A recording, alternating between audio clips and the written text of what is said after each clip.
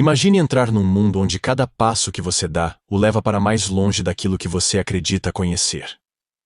E, ao mesmo tempo, mais perto daquilo que você teme reconhecer sobre si mesmo. Um lugar onde as regras não só mudam o tempo todo, mas parecem ter sido criadas apenas para testar até onde vai a sua paciência e a sua própria identidade. Você acha que sabe quem é? Tem certeza? Pois aqui, cada resposta que você der será usada contra você, e cada certeza que você guarda no peito será desmontada diante dos seus olhos. É esse o território em que estamos prestes a caminhar. E meu amigo, se no último encontro você sobreviveu à insanidade lógica de um mundo subterrâneo, agora se prepare para enfrentar algo muito mais perigoso: a distorção da sua própria razão.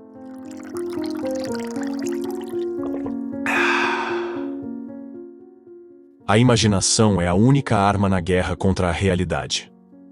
Nós já nos aventuramos juntos pelo buraco do coelho, lembrando de como a lógica, no País das Maravilhas, era um jogo onde a sanidade se arrastava para o lado oposto da razão. Mas agora a travessia é diferente. Não se trata de um mergulho, e sim de um deslocamento para uma dimensão que aparenta seguir normas fixas, mas que, no íntimo, sabota qualquer tentativa de previsibilidade. Em Através do Espelho, a pequena Alice é recebida por um mundo que espelha a realidade apenas para distorcê-la. Carol constrói uma atmosfera em que cada detalhe tem propósito de desconstrução, onde o conhecido se transforma em estranho e o estranho se apresenta com naturalidade desconcertante. Logo no início, o autor descreve: de repente, Alice atravessou para o outro lado, e parecia um dia de inverno, com neve caindo suavemente e cobrindo o chão. Essa cena, aparentemente doce, já carrega o peso simbólico da mudança de paradigma. Um lugar que imita o real, mas onde o sentido se dissolve lentamente. Ao contrário da experiência anterior, em que o caos e a ausência de regras reinavam, aqui há um tabuleiro metafórico que dita movimentos, hierarquias e condições para cada passo. Essa estrutura, longe de ser libertadora, aprisiona de maneira mais sutil, pois não se apresenta como prisão, mas como jogo legítimo. É justamente nessa armadilha que se revela a genialidade de Carol. Criar uma ordem que, ao invés de organizar, limita. É um convite ao questionamento sobre quantas regras do cotidiano são aceitas sem exame, simplesmente porque aparentam coerência. O filósofo Søren Kierkegaard dizia que a angústia é o vértice da liberdade, e esse mundo atravessado por Alice é o palco perfeito para experimentar essa angústia. Há liberdade para mover-se, mas sempre dentro de fronteiras invisíveis. Ao observar essa ambientação, percebe-se um tom mais melancólico, quase reflexivo, em comparação à obra anterior. Carol intercala diálogos e situações que, à primeira vista, parecem triviais, mas que carregam uma densidade filosófica impressionante. Um exemplo é o encontro com a Rainha Vermelha, que a instrui sobre a natureza daquele lugar. Aqui, é preciso correr o máximo possível para permanecer no mesmo lugar, e se quiser chegar a outro, precisa correr 2 vezes mais rápido. O conselho é dado como se fosse uma lei física, mas ecoa como crítica feroz à condição humana, que, envolta em atividades incessantes, raramente percebe que está presa num ciclo estacionário. Nesse mundo invertido, até o tempo adquire propriedades incomuns. A lógica de causa e efeito é subvertida, e acontecimentos parecem se encadear sem obedecer à ordem natural. É o mesmo tipo de provocação que Jorge Luis Borges faria décadas depois, ao criar labirintos temporais em que início e fim se confundem. Carol antecipa essa estética, colocando sua protagonista em uma trama onde nada é realmente linear. Essa subversão nos obriga a encarar a possibilidade de que o progresso, tão celebrado no discurso social, possa, em certos contextos, ser apenas uma ilusão bem arquitetada. Outro elemento fascinante é a própria postura de Alice diante desse ambiente. Ao contrário da perplexidade quase infantil que apresentou na aventura anterior, aqui há um olhar mais questionador, por vezes até contestador. Carol nos oferece passagens em que a menina dialoga consigo mesma, ponderando sobre a natureza dos eventos e tentando estabelecer algum tipo de coerência. Talvez o mundo todo seja apenas um grande jogo, e nós, peças movidas sem saber porquê. Essa reflexão ultrapassa o simples enredo e ressoa como meditação existencial. Friedrich Nietzsche, em A Gaia Ciência, afirmou que A maturidade do homem é reencontrar a seriedade que se tinha quando criança, ao brincar. Alice, agora mais madura, brinca dentro de um jogo, mas percebe que as regras não são dela. E é justamente aí que a consciência desperta. A paisagem também é personagem nesse cenário. Carol descreve campos, rios e colinas que, mais do que ambientar, moldam a narrativa. Cada mudança de cenário equivale a uma jogada no tabuleiro, como se o próprio espaço fosse um adversário invisível. O inverno inicial, com neve silenciosa, cede lugar a regiões coloridas e vibrantes. Mas cada beleza carrega um enigma, como se a natureza ali também estivesse a serviço do desafio. Essa alternância de clima e luz reforça a sensação de que nada permanece estável, nem mesmo a paisagem que aparenta acolher. Ao contemplar essa construção narrativa, torna-se inevitável associá-la à crítica velada de Carol aos sistemas que moldam o comportamento humano. O tabuleiro de xadrez, os deslocamentos calculados, os obstáculos aparentemente aleatórios, tudo parece refletir um mecanismo social em que indivíduos acreditam escolher, quando na verdade apenas se movem segundo um desenho já traçado. Jean-Paul Sartre, ao falar sobre liberdade, advertiu que o homem está condenado a ser livre, indicando que até mesmo a liberdade carrega consigo o peso das condições impostas. No universo de Através do Espelho, essa condenação é visível em cada interação, em cada avanço que, paradoxalmente, reafirma os limites do próprio jogo. A narrativa de Carol, assim, não se limita a encantar com fantasia. Ela instiga a enxergar que a verdadeira complexidade não está no absurdo desregrado, mas na lógica que se apresenta como sensata enquanto subjuga. Alice, avançando com passos contados, experimenta o paradoxo de estar em movimento constante, e ainda assim, sentir o peso de uma imobilidade oculta. E é essa tensão, entre deslocar-se e permanecer preso, que torna a obra um retrato tão profundo das dinâmicas que regem muito mais do que um mundo fictício. É uma metáfora incômoda para qualquer realidade que, embora diferente na superfície, compartilhe da mesma estrutura silenciosa de controle. Logo que a Rainha Vermelha profere a frase sobre correr para manter-se no mesmo lugar, o efeito não é apenas de espanto para Alice, mas de uma quase revelação sobre a estranha lógica que governa aquele universo. É como se Carol tivesse embutido ali um manual de sobrevivência para um mundo em que o esforço constante não garante avanço, apenas impede o retrocesso. Alice, confusa, pergunta por que, afinal, deveria correr tanto se a paisagem ao redor permanece idêntica. A rainha responde com naturalidade desconcertante. Se quiser ir a outro lugar, precisa correr pelo menos 2 vezes mais rápido que isso. Não há ironia na fala, apenas a imposição de uma verdade que naquele mundo é incontestável, e que, transposta para o cotidiano, soa como crítica afiada ao mecanismo de exaustão em que muitos se encontram, correndo sem jamais chegar onde imaginaram. O impacto desse momento não está apenas no conteúdo da frase, mas na forma como a cena é construída. Carol cria um ritmo narrativo acelerado, com diálogos curtos e movimento constante, como se a própria leitura imitasse o ato de correr. O cenário muda, mas não se altera. As árvores e colinas parecem deslocar-se junto com as personagens, sugerindo que não há referência fixa, que qualquer ideia de progresso é ilusória. É impossível não lembrar das imagens de Sísifo empurrando a pedra montanha acima apenas para vê-la rolar de volta, repetindo o gesto eternamente. A diferença é que, no caso de Alice, há a promessa de que, correndo mais rápido, talvez haja um prêmio. Promessa esta que, como todo prêmio em universos alegóricos, nunca vem sem armadilhas. Carol vai além, inserindo pequenas quebras de expectativa que revelam a natureza paradoxal daquele território. Após a corrida frenética, Alice percebe que, embora cansada, continua exatamente no ponto de partida. Em tom quase de resignação, admite: "Pensei que chegaríamos a algum lugar diferente." A rainha, impassível, explica que naquele país isso é normal, que Alice corre justamente para permanecer onde se está. É uma inversão de lógica tão completa que, ao ser lida, provoca uma sensação de vertigem intelectual, como se o chão conceitual que sustenta o senso comum fosse retirado sem aviso. Esse diálogo é um dos exemplos mais notáveis do que filósofos chamam de subversão da causalidade, a quebra de relação direta entre esforço e resultado. Lewis Carroll, matemático por formação, parece brincar com as leis do espaço-tempo, mas o subtexto é social. A crítica a estruturas que consomem energia e vitalidade sem oferecer verdadeiro deslocamento existencial. Hannah Arendt, ao falar sobre a banalidade do mal, expôs algo semelhante em outra esfera. A repetição de tarefas e obediência cega a sistemas que, no fundo, não geram transformação significativa. Aqui, no entanto, Carroll veste essa crítica com o manto do fantástico, disfarçando a acusação como uma lição de etiqueta para visitantes.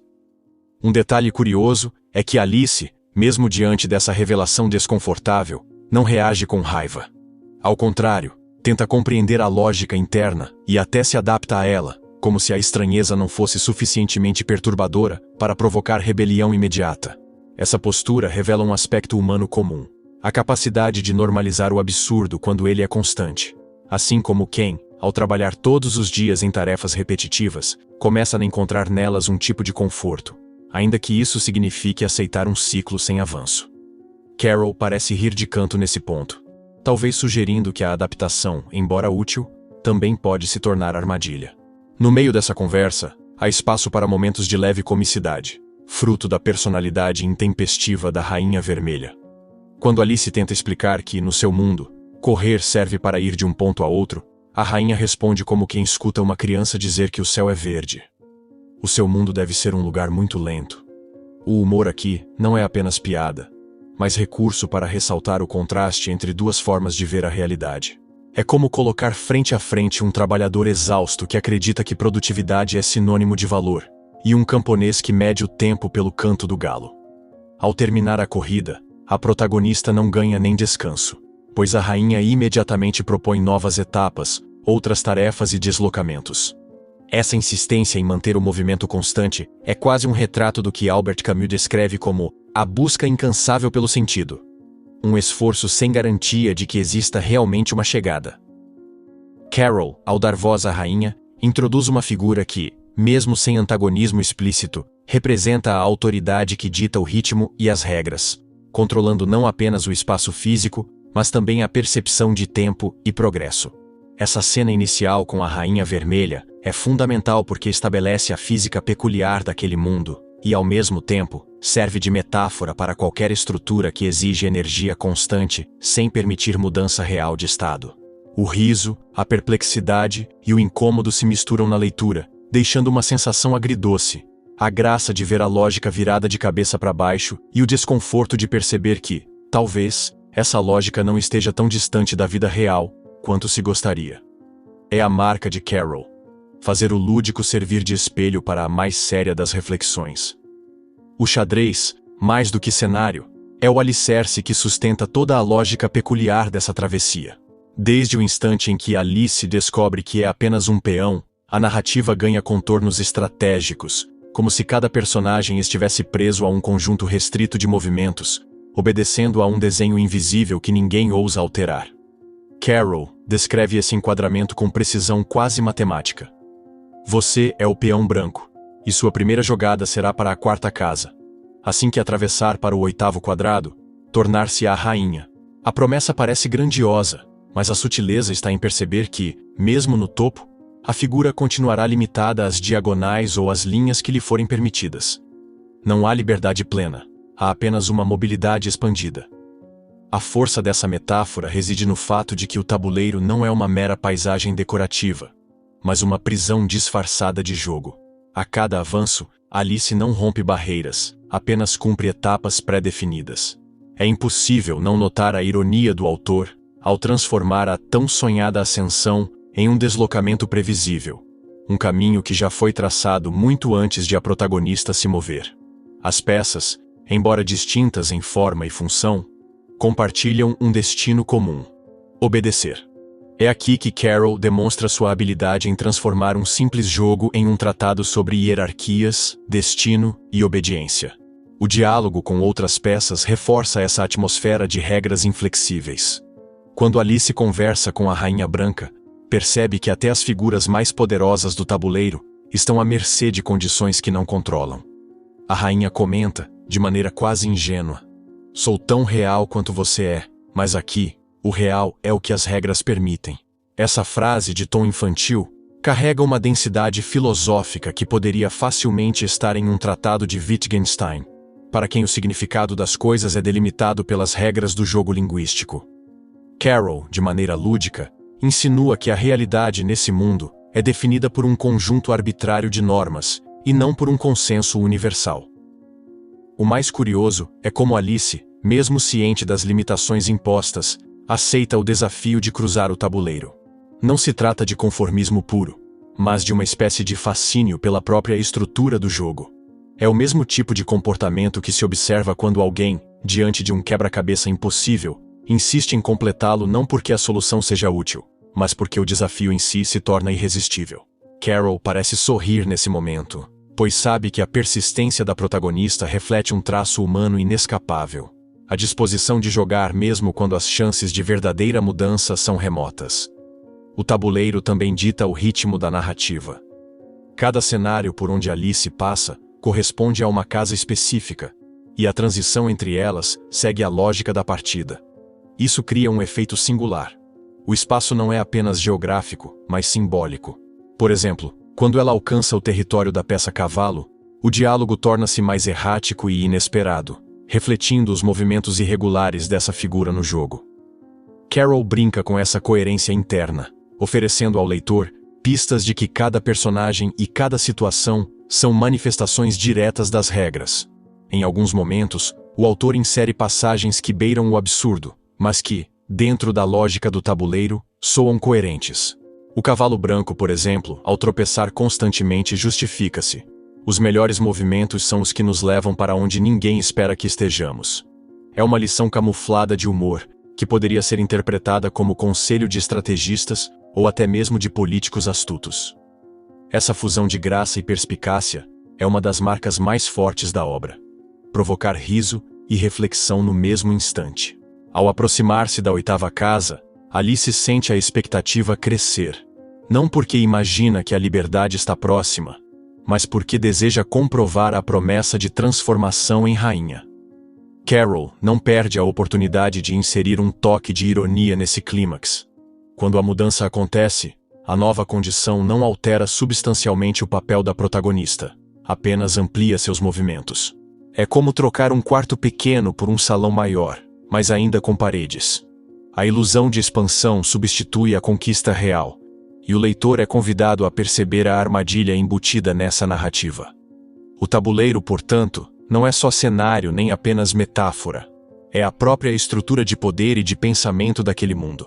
Cada regra, cada restrição e cada avanço planejado compõem um retrato minucioso de como sistemas hierárquicos podem se sustentar por meio da aceitação geral das normas. Carroll constrói essa crítica com a suavidade de um contador de histórias e a precisão de um jogador experiente, criando uma obra que, sob a superfície encantada, é um estudo profundo sobre controle e liberdade condicionada.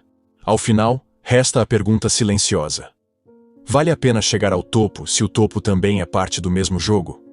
Há um instante em que Alice, tomada por uma espécie de saudade de si mesma, pronuncia: não posso voltar para ontem porque era uma pessoa diferente então. A frase, breve, tem a força de um trovão silencioso. Não é apenas constatação, mas uma despedida da própria ingenuidade. Carroll, com habilidade de poeta, insere essa reflexão sem aviso, no meio da trama, como quem deixa uma pedra no caminho para que o leitor tropece, e ao tropeçar, desperte. Nesse ponto, a jornada de Alice já a fez atravessar encontros improváveis e diálogos que se dobram sobre si mesmos, revelando que, a cada interação, algo nela se modifica. Mas a mudança não é um salto épico. É um acúmulo, como um rio que, a cada curva, carrega mais sedimentos e pouco a pouco se transforma. O que mais impressiona nesse momento é a naturalidade com que a personagem aceita o irreversível. Não há drama exagerado, tampouco resistência desesperada. É como se a protagonista, ao reconhecer que não pode recuperar o que foi, encontrasse uma estranha liberdade. É um contraponto ao que muitos fariam: insistir em reconstituir o passado como se fosse possível colar as páginas arrancadas de um livro. Essa resignação lúcida ecoa ideias de Heráclito, para quem ninguém se banha duas vezes no mesmo rio. E Carroll, por meio de Alice, reafirma que não se trata apenas da água mudar, mas também do banhista não ser mais o mesmo. Durante sua travessia, a menina encontra figuras que testam sua paciência e questionam sua lógica. Algumas dessas conversas soam como charadas disfarçadas de amizade. É o caso do diálogo com Humpty Dumpty, que, sentado no alto do muro, afirma com segurança: "Quando eu uso uma palavra, ela significa exatamente o que eu quero que signifique. Nada mais, nada menos." Essa afirmação, que poderia arrancar risos, é também uma provocação direta sobre quem detém o poder de definir as coisas. A compreensão de Alice sobre si mesma, nesse contexto, vai se moldando não apenas pelo que vive, mas pelo confronto com percepções que distorcem significados. Esse aprendizado gradual revela algo que Carol parece querer sussurrar ao leitor atento. Amadurecer é, em parte, desaprender. A personagem, ao abandonar a ideia de que o passado possa ser recuperado intacto, começa a lidar melhor com as mudanças que não escolheu.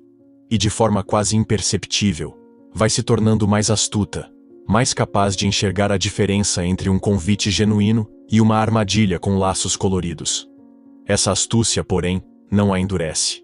Alice mantém a curiosidade viva, o que a torna capaz de rir de certas situações, mesmo quando estas são absurdas. Em meio a essas transformações, há passagens em que Carol parece brincar com a filosofia de modo quase infantil, mas profundamente incisivo. Quando a protagonista questiona o que aconteceria se o Rei Vermelho acordasse, sendo que ele talvez esteja sonhando com ela, o diálogo ganha contornos metafísicos que fariam Leibniz ou Berkeley franzirem a testa. Se a existência de Alice depende do sonho de outro, quem afinal é real? E, se o outro acordar, o que resta dela? São indagações que, embora surjam com leveza, plantam no leitor uma inquietação que perdura após a última página. A sensação que se tem, à medida que essa fase da aventura avança, é que cada passo de Alice é uma despedida silenciosa de uma versão antiga de si mesma. O reencontro com essa pessoa de ontem é impossível, e a narrativa deixa claro que tentar forçá-lo seria tão inútil quanto esperar que um jogo de xadrez se transforme em damas no meio da partida. Essa irreversibilidade, que em outros contextos poderia parecer trágica, aqui é tratada com uma espécie de humor resignado. É como se Carol dissesse: "Aceite que o chá derramou. Agora aproveite para inventar uma receita com o que sobrou." O brilho dessa passagem está justamente nessa mistura de profundidade e simplicidade. A obra não grita a lição. Ela a deixa repousar sobre a mesa, para que o leitor a observe, e se quiser, a leve consigo. Ao reconhecer que o passado é inacessível, Alice se liberta de parte do peso que carregava. O tabuleiro permanece com suas regras, mas ela já não o percorre com o mesmo olhar. E esse olhar renovado é talvez a maior conquista de sua jornada, mais valiosa até do que chegar à casa final e ganhar a coroa prometida. Ao término da aventura, a atmosfera ganha um tom quase onírico. Alice desperta, e diante dela permanece a figura imóvel do Rei Vermelho, adormecido como se o mundo inteiro dependesse de sua respiração ritmada. É nesse momento que a obra se transforma num jogo de espelhos filosóficos. Será que eu estava sonhando com o rei, ou ele estava sonhando comigo? A pergunta, lançada como quem solta uma pedra num lago, cria ondas que se expandem muito além da narrativa infantil. Carol, com sua ironia elegante, não entrega resposta, e justamente aí reside a força dessa conclusão. Não é a resolução do enigma que importa, mas a consciência de que talvez não haja um único ponto fixo de realidade. O impacto dessa cena repousa no modo como o autor orquestra a incerteza. Ao longo da história, o leitor se acostuma com inversões e paradoxos, mas ao chegar aqui, é convidado a colocar em dúvida até mesmo aquilo que parecia ser o chão narrativo. Se a existência da protagonista depende de um sonho alheio, todo o percurso que se acompanhou poderia não passar de uma projeção.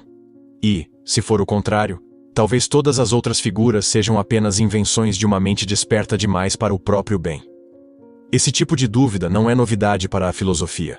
Descartes, ao imaginar o gênio maligno, capaz de enganar todos os sentidos, já havia acendido essa mesma fagulha de inquietação. A diferença é que, nas mãos de Carol, a dúvida não é um exercício acadêmico árido, mas um convite encantado para refletir sobre a fragilidade das certezas. Ao colocar a protagonista e o rei em possível dependência mútua, o autor desmonta a hierarquia do real. Não existe um mais verdadeiro entre sonhador e sonho. Ambos se sustentam no mesmo fio tênue que separa percepção e ilusão. É como se dissesse que, ao fim, todo mundo é simultaneamente criador e criatura, ainda que nunca perceba o momento exato em que troca de papel. Nesse desfecho, a personagem não demonstra pânico. Ao contrário, encara a hipótese com a serenidade de quem já entendeu que não é possível verificar absolutamente tudo. E isso traz um efeito curioso. O que poderia ser angustiante se torna, de certo modo, libertador. Afinal, se não há como determinar quem sonha e quem é sonhado, também não há por que obedecer cegamente às regras de uma suposta realidade imutável. Carol parece insinuar que viver é, em boa medida, aceitar o improviso, como quem joga xadrez sem ter certeza se as peças estão realmente ali ou se são fruto de um tabuleiro imaginado. Há também uma sutil provocação de humor nessa incerteza. O simples fato de um rei, símbolo de autoridade e comando, permanecer inerte, entregue ao sono, enquanto todo um mundo se desenrola ao redor dele, é um retrato cômico do poder reduzido à inatividade. Imagine-se descobrindo que o governante supremo de seu país passa a maior parte do tempo tirando sonecas, e que, no intervalo entre um bocejo e outro, decide se continua sonhando com seus súditos ou se vai almoçar. É a corte virada do avesso. E o absurdo aqui serve para cutucar a ideia de que controle absoluto talvez seja apenas ilusão confortável. O leitor atento percebe que o fechamento da narrativa não é apenas o término de uma aventura fantástica, mas um círculo que se fecha em torno da própria percepção.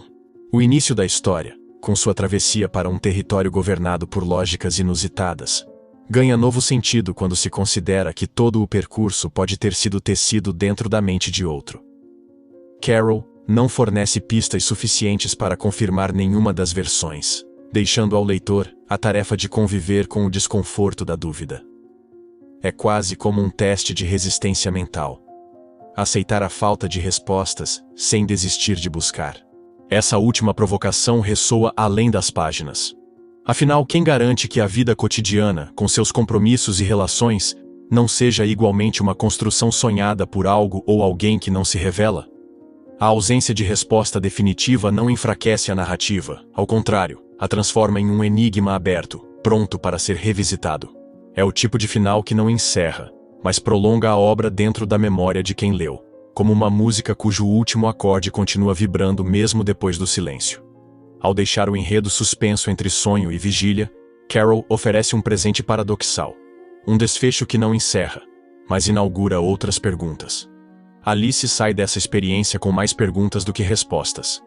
E talvez seja esse o verdadeiro sentido da travessia.